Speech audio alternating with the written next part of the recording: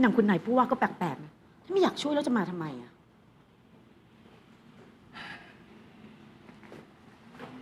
คุณวินคะ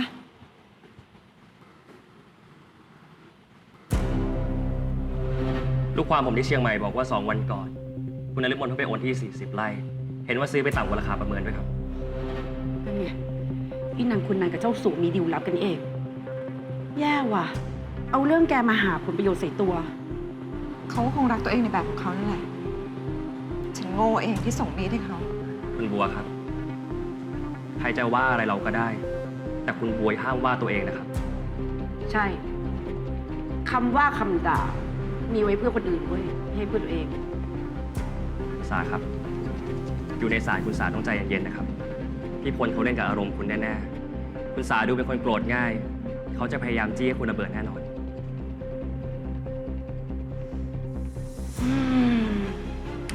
ไม่ต้องเป็นห่วงค่ะ สานั่งสมาธิมาแล้วทั้งคืน ใจเย็นสุด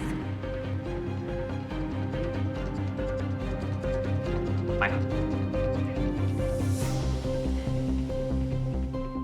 พยานเป็นเพื่อนจำเลยมากี่ปีแล้วครับ ๆ27 ปีแล้วค่ะ ฉันเป็นเพื่อนกับบัวตั้งแต่สมัยม .1 จนเราเรียนมหาลัยเดียวกัน แล้วพอจบออกมาทำงาน เราก็ยังทำงานที่เดียวกันค่ะ แล้วจำเลยเคยเอาเรื่องครอบครัวมาเล่ากับพยานไหมครับ เคยค่ะ ฉันกับบัวเราปรึกษากันทุกเรื่องค่ะ ไม่ว่าจะเป็นเรื่องลูกเรื่องสามี แต่ก็มีช่วง2 ปีหลัง ที่ฉันรู้สึกได้ว่า บัวไม่ค่อยมีความสุขตอนที่อยู่กับสามีค่ะ ทำไมพยานถึงคิดว่าจำเลยไม่มีความสุขที่ต้องอยู่ร่วมกับสามีครับ ก็มีหลาย ๆ เรื่องรวมกันนะคะ แต่เรื่องที่ทำให้บัวรู้สึกแย่ที่สุด ก็คงจะเป็นเรื่องที่ บัวเห็นว่าเมธนอกใจบัว เมื่อ3 ปีที่แล้วค่ะ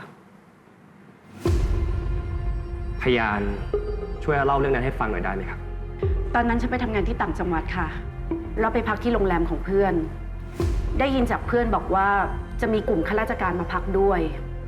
และพวกเขาเหล่านั้นต้องการหาของเพื่อที่จะเอาใจนายค่ะ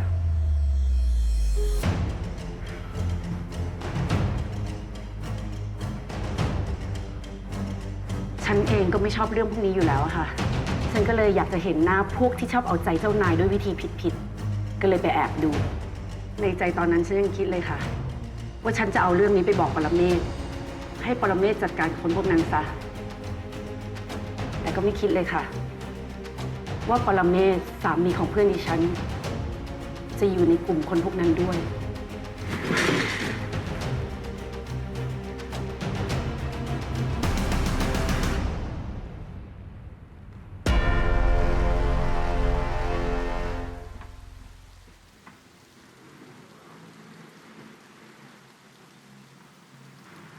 เดี๋ยวหลังกินข้าวเย็น ผมจะให้น้องขึ้นไปหาท่านที่ห้องนะครับ โอ้ยรู้ใจจริงหาให้ลองเมธสักคน ท่านครับคือ เอ้ยประชุมมาเหนื่อยๆฮะคลายเครียดพักผ่อนหน่อย เมียที่บ้านไม่รู้หรอก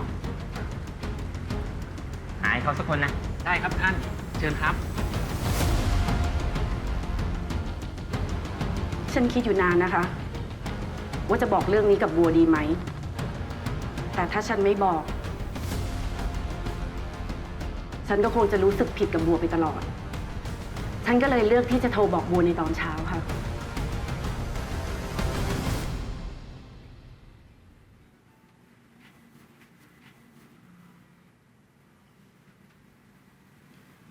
เพื่อนฉันบอกว่า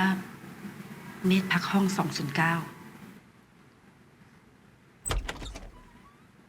น้อง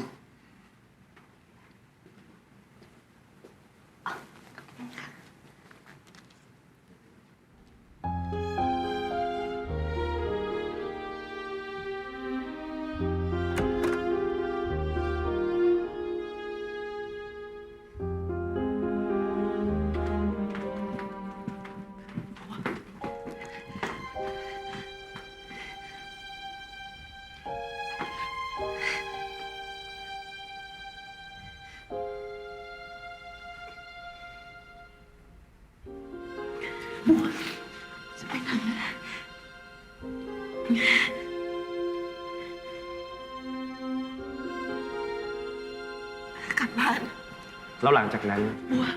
จำเลยได้บอกพยานไหมครับ ว่าทำไมเขาถึงไม่เข้าไปหาสามี ไม่ค่ะ หลังจากนั้น บัวไม่เคยพูดเรื่องนี้กับฉันอีกเลย แต่ฉันก็คิดว่า แต่ละครอบครัว ก็มีวิธีการแก้ปัญหาที่แตกต่างกัน แต่หลังจากนั้นอีกไม่กี่เดือน บัวก็ย้ายจากวสันต์บุรีกลับเข้ามาอยู่กรุงเทพค่ะ พยานคิดว่า นี่เป็นสาเหตุหลัก ที่ทำให้คุณบัว ตัดสินใจไม่ยอมอยู่ร่วมบ้านกับสามีไหมครับ คิดว่าใช่ค่ะ ตอนนั้นฉันก็คิดว่าที่บัวกลับเข้ามาอยู่กรุงเทพกับลูกพ่อแม่ก็ยังกลับมาอยู่กับบัวทุกอาทิตย์ ฉันก็เลยรู้ว่านี่คงเป็นทางที่เพื่อนฉันเลือก เพื่อที่จะประคับประคองครอบครัว ให้ยังอยู่ต่อไป ผมหมดคำถามครับ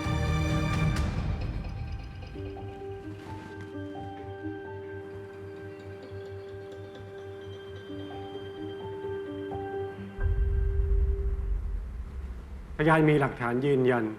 เกี่ยวกับการนอกใจของคุณปรเมศในครั้งนั้นไหมครับ ไม่มีค่ะ ไม่มีหลักฐาน แสดงว่าคุณพูดลอยๆ ถูกต้องไหมครับ ที่ฉันไม่ได้พูดลอยๆนะคะ ฉันกับบัวเห็นจริง ถ้าคุณไม่เชื่อ คุณจะเรียกบัวขึ้นมาถามอีกรอบก็ได้นะคะ จำเลยขึ้นเบิกความไปแล้ว ไม่มีสิทธิ์ขึ้นเบิกความได้อีก สรุปก็คือคุณไม่มีหลักฐาน เป็นไปได้ไหมครับว่าสิ่งที่คุณเห็นในวันนั้น อาจจะไม่ใช่เรื่องจริง ขอค้านครับ ทนายโจทย์กำลังกดดันว่าพยานโกหกครับ พยานไม่มีหลักฐาน แถมยังเป็นเพื่อนสนิทกับจำเลย อาจจะจงใจร่วมมือกันแต่งเรื่องขึ้นมา เพื่อใส่ร้ายลูกความผมก็ได้ ที่ฉันไม่ได้ใส่ร้ายนะคะ ตอนนั้นฉันเองก็ตกใจเหมือนกัน และฉันก็เป็นห่วงเพื่อนมากๆ ใครจะไปคิดล่ะคะว่าต้องถ่ายรูปเพื่อเป็นหลักฐาน ไม่ว่าจะพูดยังไง สรุปก็คือ คุณไม่มีหลักฐาน ถูกต้องไหมครับ ไม่ถูกค่ะ เพื่อนฉันเห็นผัวนอกใจจริงๆ แล้วมันก็เสียใจมาก ความเสียใจใช้เป็นหลักฐานไม่ได้นะครับ ๆ ก็ความเสียใจมันเป็นความรู้สึก ตอนนั้นเพื่อนฉันก็เสียใจและเครียดมากๆ ฉันก็เลยแนะนำให้มันอัดคลิประบายความรู้สึกให้ออกมาให้หมด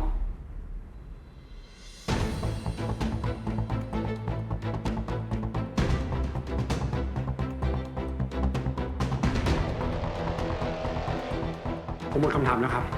เอ้าเดี๋ยวสิคะดิฉันยังพูดไม่จบเลยอ่ะคุณทนาย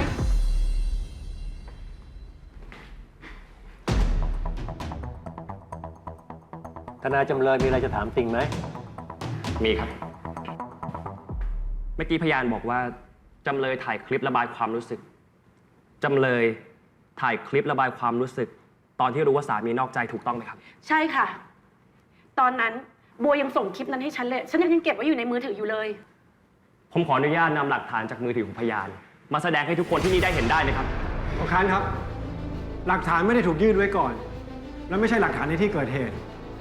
ผมว่าไม่จำเป็นต้องเสียเวลาดูครับ แต่คลิปนี้เป็นหลักฐานว่าเหตุการณ์นั้นเคยเกิดขึ้นจริงๆนะครับท่าน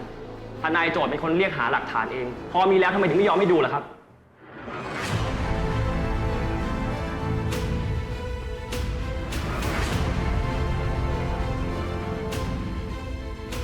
อนุญาตให้เปิดหลักฐานได้ ครับ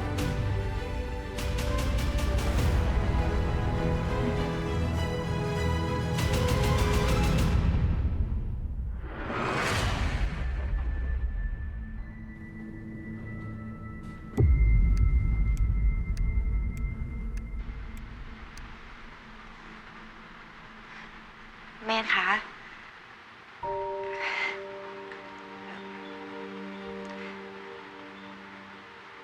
บัวไม่รู้จะพูดยังไง บัวไม่รู้ว่าเมธจะฟังได้ไหม แต่ถ้าบัวไม่ได้พูด บัวอึดอัด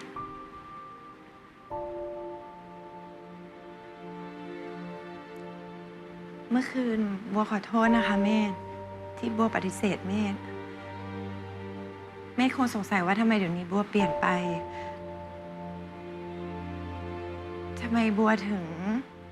ห่างเหินแล้วก็เย็นชากับเมธอะตั้งแต่วันที่บัวเห็นผู้หญิงออกมาจากห้องเมธบัวยอมรับนะคะว่า บัวโกรธบัวเสียใจ แล้วบัวก็ผิดหวังอะแต่บัวก็ไม่กล้าเข้าไปหาคุณบัวไม่กล้าพูดเรื่องนี้กับคุณ เพราะบัวไม่อยากให้เราทะเลาะกันบัวได้แต่คิดโง่ๆคนเดียวว่าถ้าบัวปิดตาข้างหนึ่งทำเป็นไม่รู้ไม่เห็นซะทุกอย่างมันก็จะได้เหมือนเดิมเมธก็จะได้เป็นสามีที่ดีของบัวเหมือนเดิมบัวเก็บเรื่องนี้เอาไว้คนเดียวบัวได้แต่บอกตัวเองว่าแม่ไม่ได้นอกใจบัวแม่ก็แค่ซื้อกินผู้หญิงอีกตั้งหลายคนที่รับได้ที่ผู้ชายทำแบบนี้แต่ว่าสำหรับบัว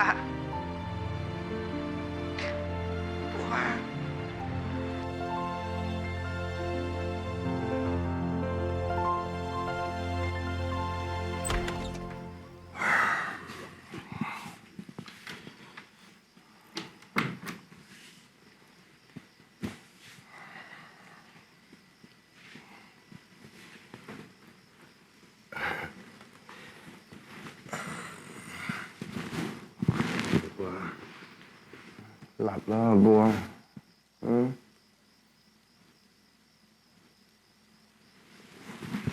หลับแล้ว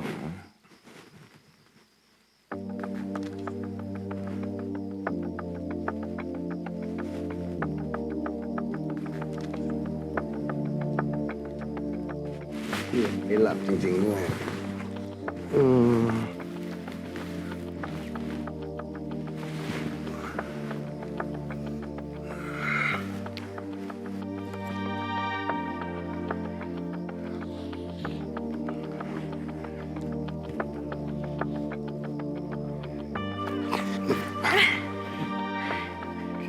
คุณไปอาบน้ำแล้วก็มานอนเถอะ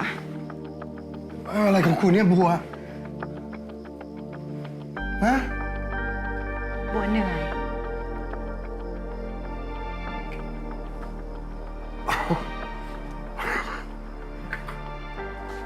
เหนื่อยเหนื่อย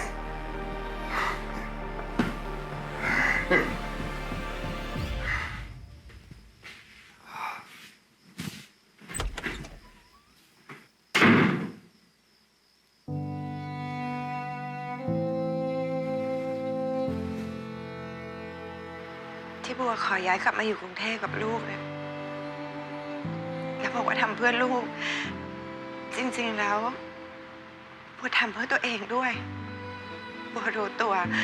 ว่าถ้าขืนบัวยังอยู่ต่อไปบัวคงทนไม่ไหวบัวต้องเลิกกับคุณแน่บัวเลือกที่จะอยู่ห่างเมธเพื่อที่จะได้รับรู้เรื่องของเมธน้อยลงแต่สุดท้ายต่อให้เราอยู่ห่างกันเรื่องนี้มันก็ยังอยู่ในใจบัวแม่รู้ไหมว่าทุกครั้งที่แม่กอดบัวไม่รู้เลยว่าแม่รู้สึกว่าแม่กอดบัวหรือแม่กอดใครหลายๆครั้งที่บัวปฏิเสธแม่นะบัวรู้แล้วว่าแม่เสียใจบัวเองก็เสียใจเหมือนกันแต่บัวพยายามแล้วแม่บัวพยายามที่สุดแล้วจริงๆบัวขอโทษนะบัวรักแม่นะบัวไม่อยากให้เราต้องเลิกกันแม่เข้าใจบัวใช่ไหม นี่เป็นหลักฐานว่าสิ่งที่พยานพูด แล้วเรื่องที่จำเลยถูกสามีนอกใจเป็นเรื่องจริงครับ การนอกใจครั้งแรกของโจทย์ทำลายความเชื่อใจ จนทำให้จำเลยไม่อยากมีความสัมพันธ์ทางกายกับโจทย์อีก แต่แทนที่โจทย์จะแก้ปัญหาแต่กลับทำการนอกใจอีกครั้ง ถึงวันนี้ทั้งคู่จะไม่ต้องการอยู่ร่วมกันอีกแล้ว แต่การที่โจทย์ยกเหตุผลขึ้นมาฟ้องหย่าจำเลยเป็นเหตุผลที่ไม่เป็นความจริง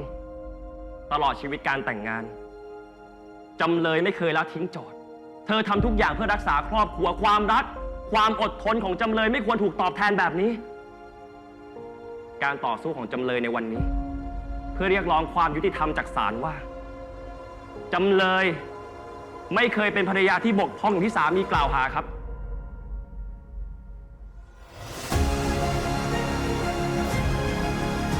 ผมหมดคำถาม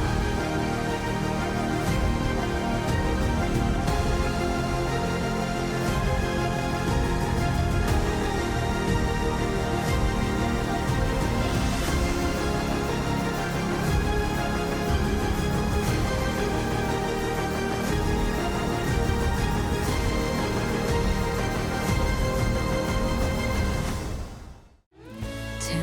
มันคือรักทำไมต้องพยายามถ้ามันคือรัก ทางด้านอาคารนี้เลยค่ะ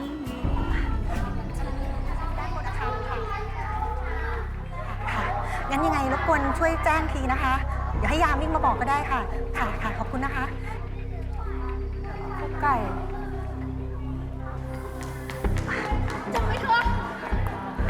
เจอไหมเจอค่ะ แม่ โน้ตนี่เกิดอะไรขึ้นอ่ะ ทำไทยหายไปไหนไม่รู้ครับ ตอนขั้นสุดท้ายทำไทยขอครูไปเข้าห้องน้ำแล้วก็หายไปเลยครับน้องกับครูช่วยกันตามหาแล้ว ยังไม่เจอทำไทยเลยครับ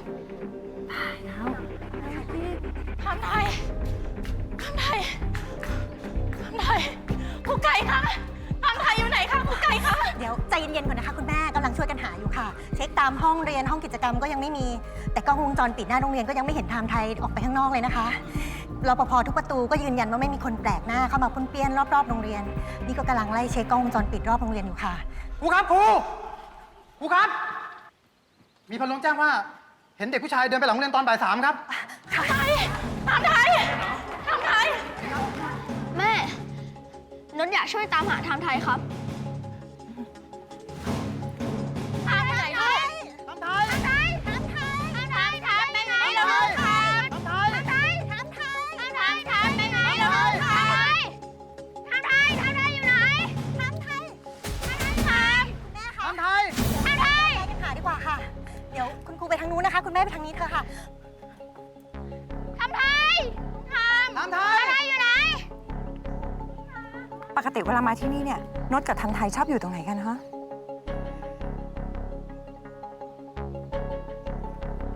คิดออกไหมลูก ชอบไปนั่งตรงไหนกันโนด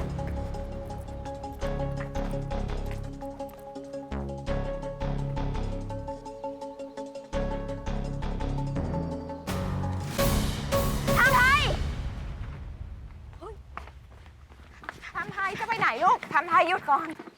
ทำไทยหยุดก่อนเฮ้ยโน้ตเราขอโทษ ไม่เป็นไรครับ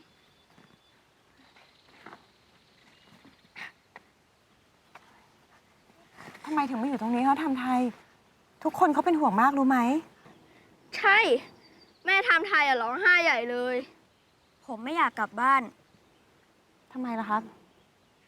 พ่อกับแม่ผมหย่ากัน แล้วพ่อต้องย้ายไปอยู่ที่อื่น ผมไม่อยากให้พ่อไป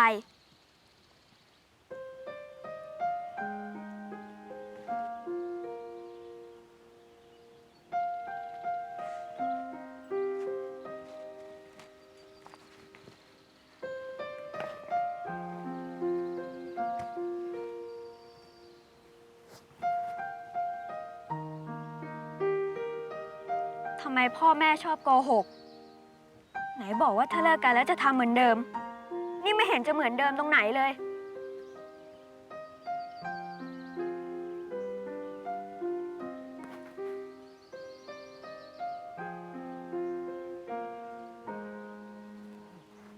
ทำไทย พ่อแม่ไม่ได้อยากโกหกหรอกนะลูก เขาคงพยายามแล้ว แต่มันทำไม่ได้จริงๆ ไม่มีใครชอบการเปลี่ยนแปลงหรอก พ่อกับแม่คงพยายามทำดีที่สุดแล้วเพื่อทำไทยนะครับ ดีที่สุดสำหรับผม แล้วทำไมพวกเขาไม่อยู่ด้วยกันล่ะครับ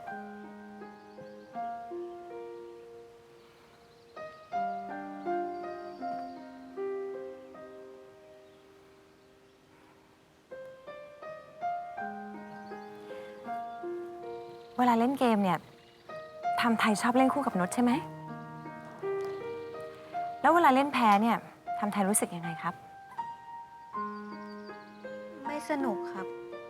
บางทีก็อยากเลิกเล่น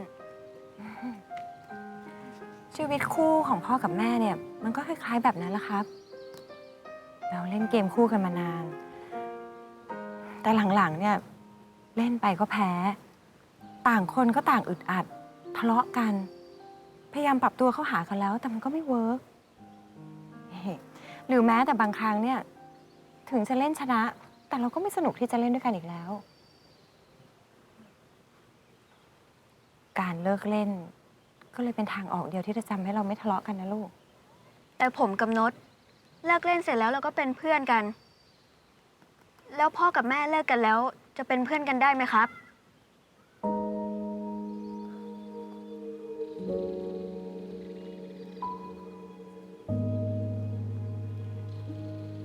เรื่องนั้นไม่มีใครตอบได้นอกจากพ่อแม่ของไทม์ไทยนะครับนี่แต่ไม่ว่ายังไงก็ตามเนี่ยไทม์ไทยห้ามทำแบบนี้อีกแล้วนะ รู้ไหม ทุกคนเป็นห่วงมากนะครับ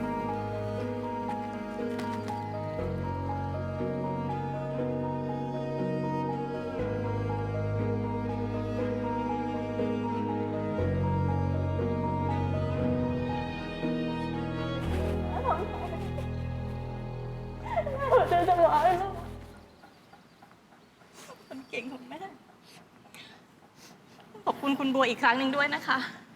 ปนดด้วยนะครับ ครับ ไม่เป็นไรค่ะ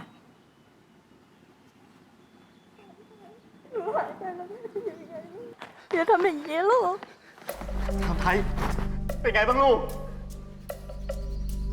พ่อกับแม่เลิกกันแล้ว ยังเป็นเพื่อนกันได้ไหมครับ ผมไม่อยากให้พ่อกับแม่แยกกัน นี่คุณบอกลูกแล้วเหรอ ก็ผมบอกแล้วไงว่าผมจะเป็นคนบอกลูกเองอะ จะคุณบอกหรือฉันบอก แล้วมันจะทำไม ยังไงลูกก็ต้องรู้ความจริงอยู่ดีหัวลูกมองตัวเองไม่ดีหรือไงฮะ ทำไทย ไม่ต้องไปฟังแม่นะลูก ใจเย็นๆก่อนนะคะอย่าลูกไปไหน คุณหัดฟังมึงสิฮะไม่ใช่จะตั้งแต่ปัญหาทุกวัน มีเรื่องแรกกับหัว เอาตกลงนี่ความผิดฉันเหรอฮะ ฉันผิดใช่ไหม ก็พูดแบบนี้ไงผมพูดแบบนี้ไง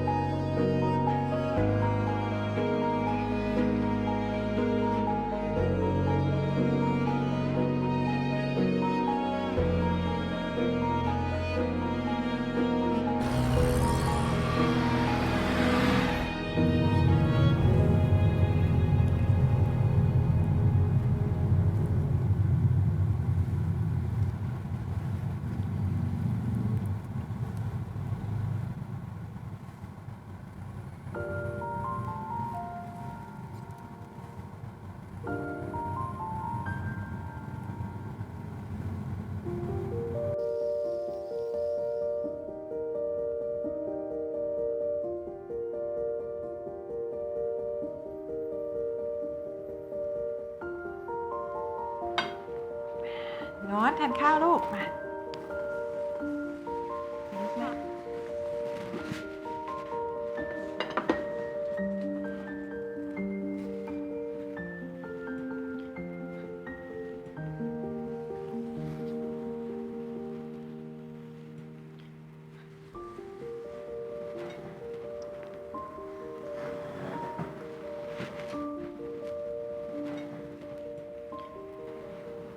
คดีของแม่จะตัดสินเมื่อไหร่เหรอครับ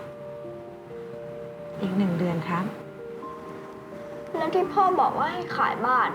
เรายังจะต้องขายบ้านอยู่อีกไหมครับ แล้วเราจะต้องย้ายออกเหมือนพ่อทำไทยไหมครับ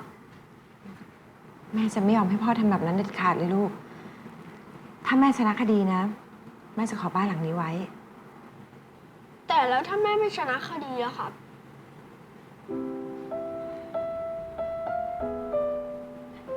แม่สัญญานะครับ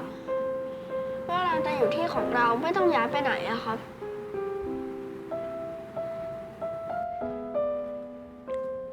แม่จะพยายามอย่างที่สุดลูก ถึงแม้ในเกมของแม่จะไม่มีพ่ออีกแล้ว จะพานดเล่นเกมนี้ให้สนุก แล้วก็มีความสุขที่สุดเลยลูก แม่จะเป็นทั้งพ่อและแม่ให้นดเอง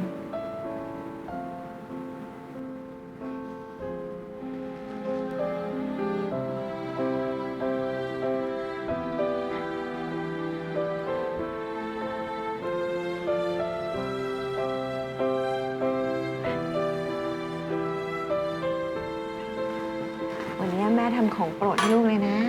สปาเกตตี้เนี่ย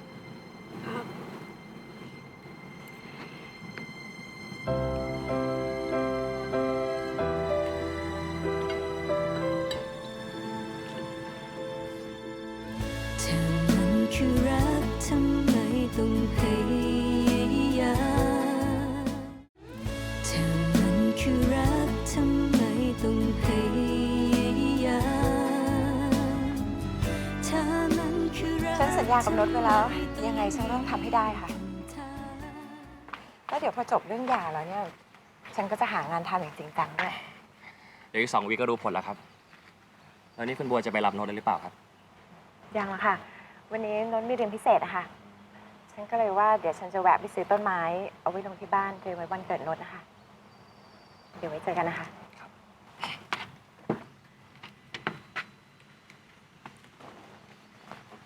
เจอกันนะครับ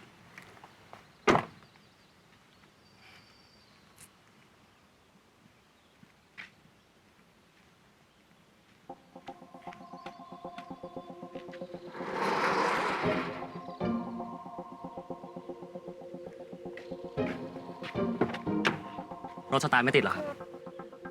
งั้น ไม่รู้เป็นอะไรอ่ะ เดี๋ยวผมเรียกช่างมาดูให้นะ ขอบคุณค่ะ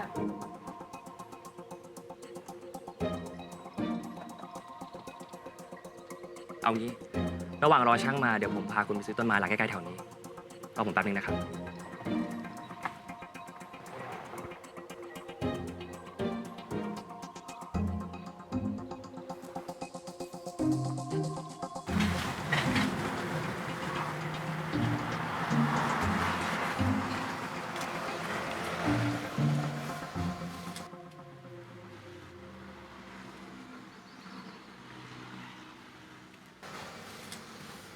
เอาต้นนี้ค่ะ ใช่ครับ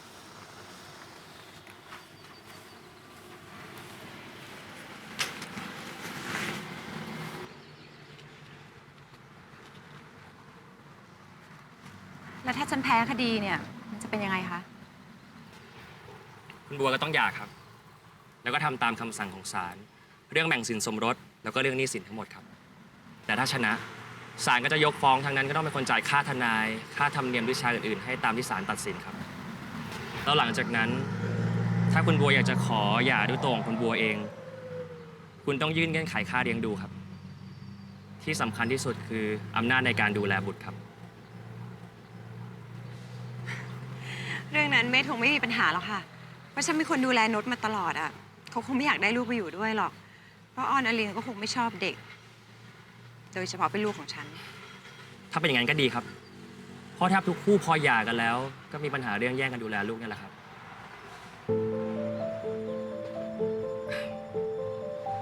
คุณบัวซื้อแค่นี้ใช่ไหมครับ แค่ไปแต่งสวนหน้าบ้าน แค่นี้ก็พอ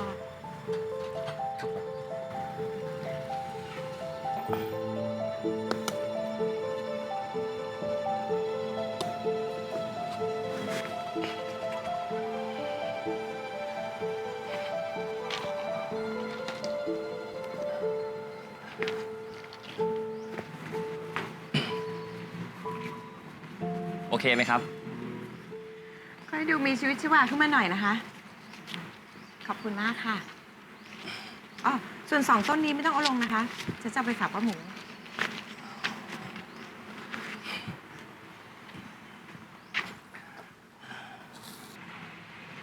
แล้วนี่สามีป้าหมูเขาเป็นยังไงบ้างครับ เส้นเลือดในสมองแตกอ่ะ นี่ยังโชคดีนะคะ ที่พาไปส่งโรงพยาบาลเร็ว ตอนนี้กลับมาอยู่บ้านแล้ว บางวันป้าหมูก็พาแกออกมาเดินเล่นหน้าบ้าน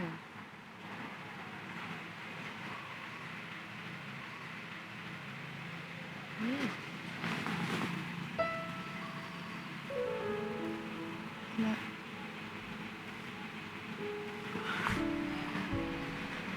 ค่ะ คือหน้าคุณเลอะอ่ะ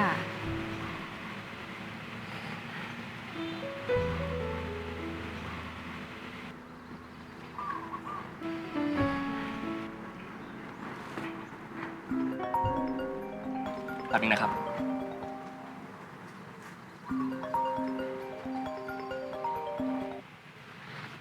ฮัลโหลยาดา ว่าไงใจเย็นๆค่อยๆพูดมีอะไรงั้นเดี๋ยววิลลี่ไป เดี๋ยวผมขอตัวไปก่อนนะครับ แล้วเราค่อยคุยกันครับเดี๋ยวเจอกันนะครับ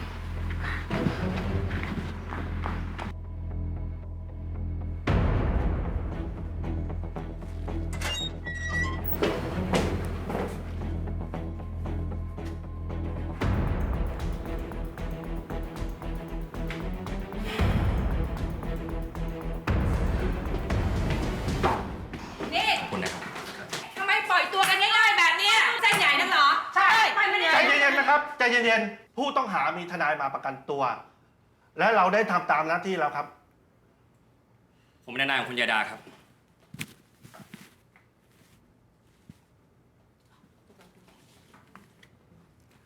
ผมรับรองนะครับว่าทุกคนจะได้เงินคืน ยังไงเดี๋ยวจะนัดไกลเกลี่ยในชั้นพนักงานสอบสวนนะครับ ไม่ไกลเกลี่ยค่ะ ถ้ามันไม่คืนเงินฉันนะ ติดคุกแน่ ของฉัน300,000ของฉัน200,000ของฉัน150,000ของฉันด้วย โทษนะคะโทษนะคะไม่อยากให้ฟังก่อนไง พวกคนมาทวงฉันคนเดียวได้ยังไงคะ ไปทวงคนอื่นด้วยสิ จะให้ฉันจ่ายทั้งหมดคนเดียวเลยเหรอ หลอกชาวบ้านเก่งแล้วยังปาก เจ๊จับฉันว่าทำอะไรอย่าระวังปากไว้หน่อยนะ ฉันฟ้องหมิ่นประมาทได้นะ หยุด ทุกคนครับ ถ้าทุกคนไม่ยอมไกลเกลี่ยในชั้นพนักงานสอบสวน อยากยื่นฟ้องอยากขึ้นศาลก็ได้ครับ แต่ผมบอกเลยว่ากว่าทุกคนจะได้เงินคืนต้องใช้เวลาเป็นปีๆแต่ถ้าทุกคนยอมไกลเกลี่ยผมรับรองนะครับ ว่าทุกคนจะได้เงินก้อนแรกคืนภายในเดือนนี้แน่นอนครับ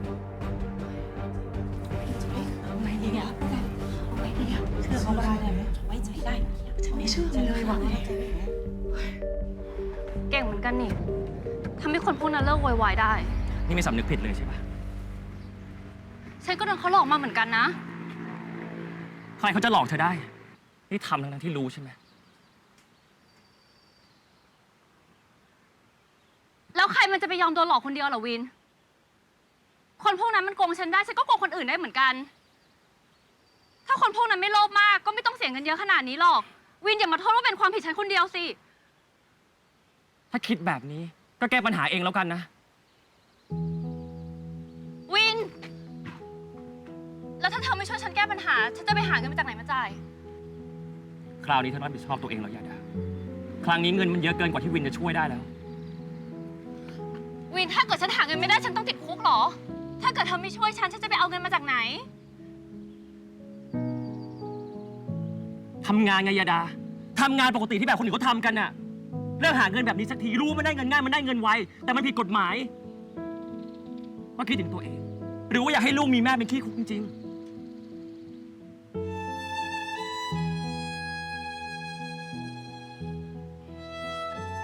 วิน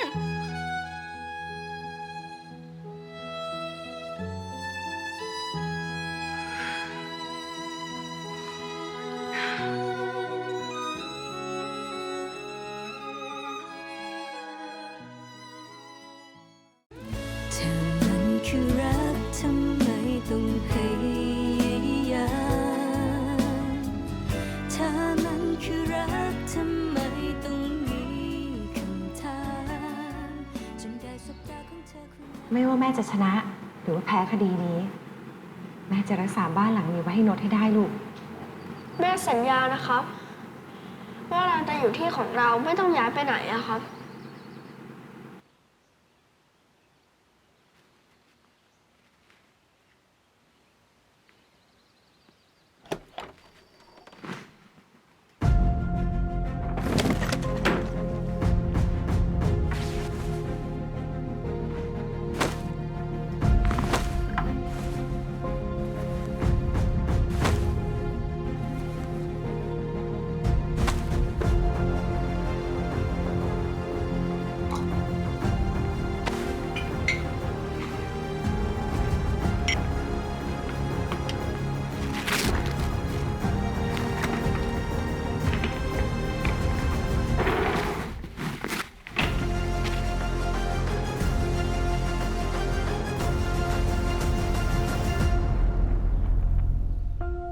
ทย์ฟ้องว่าโจทย์และจำเลยเป็นสามีภรรยากันโดยชอบด้วยกฎหมาย ต่อมาจำเลยได้แยกมาอยู่บ้านที่กรุงเทพขณะที่โจทย์ยังคงอยู่บ้านที่จังหวัดวสันต์บุรีซึ่งเป็นที่ทำงานของโจทย์ยื่นฟ้องอย่าขาดจากจำเลยโดยอ้างประมวลกฎหมายแพ่งและพาณิชย์มาตรา 1516 วงเล็บ 3 อ้างว่าจำเลยหมิ่นประมาทเหยียดหยามบุพการีของโจทย์มาตรา 1516 วงเล็บ 4 โดยอ้างว่าภรรยาจงใจทิ้งร้างอีกฝ่ายหนึ่งไปเกิน 1 ปี และข้อสุดท้ายมาตรา 1516 วงเล็บ 10 กล่าวหาว่าภรรยามีสภาพแห่งร่างกายทำให้ไม่อาจร่วมประเวณีได้ศาลพิเคราะห์แล้วเห็นว่าจำเลยไม่ได้ดูหมิ่นเหยียดหยามบุพการีของโจทย์รวมทั้งจำเลยมิได้มีความผิดปกติทางร่างกายจนร่วมประเวณีไม่ได้ตามที่โจทย์กล่าวอ้างและการทิ้งร้างจะต้องปรากฏข้อเท็จจริงว่าคู่ความนั้นจงใจทิ้งร้างไปในลักษณะที่ไม่หวนกลับมาหาคู่สมรสอีกฝ่ายหนึ่งเป็นเวลาติดต่อกันเกิน 1 ปีซึ่งการไม่หวนกลับมาหากันนั้นมีความหมายว่าไม่ประสงค์ที่จะอยู่ร่วมกันฉันสามีภรรยาอีกต่อไปแต่นายปรเมศผู้เป็นโจทย์ยังคงกลับมาพักร่วมกันกับนางบัวบงกตผู้เป็นจำเลยในช่วงวันหยุดสุดสัปดาห์และดูจากพยานแวดล้อมแล้วเชื่อได้ว่าโจทย์และจำเลยยังคงความสัมพันธ์กันฉันสามีภรรยาอยู่จึงถือได้ว่าจำเลยไม่ได้ทิ้งร้างโจทย์พิพากษาให้ยกฟ้อง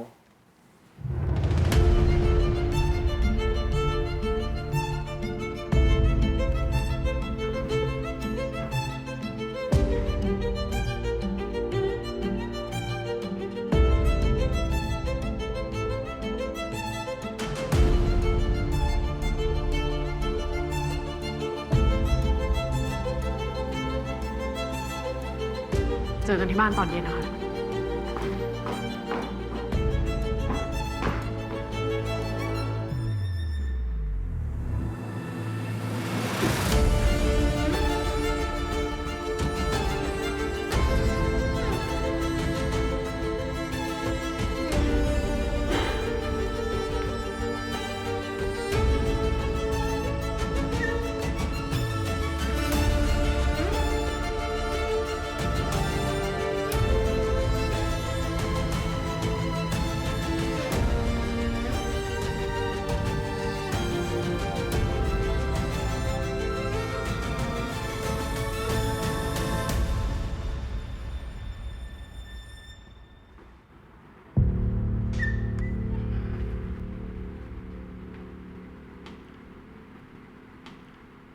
สิ่งที่คุณต้องการ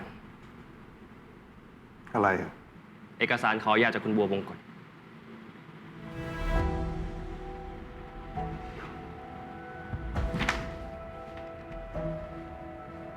อย่างที่เคยบอก เธอไม่ได้สู้คดีเพราะต้องการจะอยู่กับคุณเองเธออยากหย่าแต่ไม่ต้องการหย่าด้วยเหตุผลที่คุณโยนความผิดให้กับเธอ ความคิดบัว สิ่งที่คุณบัวต้องการคือส่วนแบ่งในสินสมรสที่เธอควรจะได้อำนาจในการดูแลบุตรเธอขอให้คุณยกบ้าน หลังที่เธออยู่ปัจจุบันให้กับปนดลูกชายของคุณอ่านรายละเอียดก่อนแล้วกันครับแล้วถ้าพร้อมเซ็นใบหย่าเมื่อไหร่ค่อยโทรหาผม แล้วไม่บัวไม่เอาเอกสารนี้มาให้ผมเอง ต่อจากนี้คุณบัวบงกตจะขอติดต่อกับคุณผ่านทางทนายเท่านั้น ไม่ต้องมายุ่ง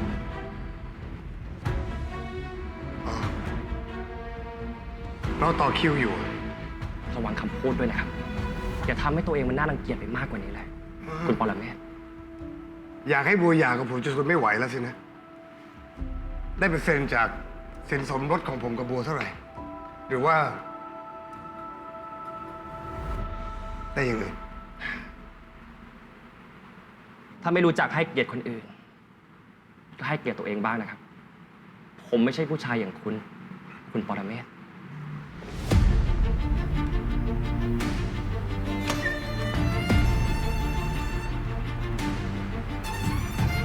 ไปค่ะคุณวิน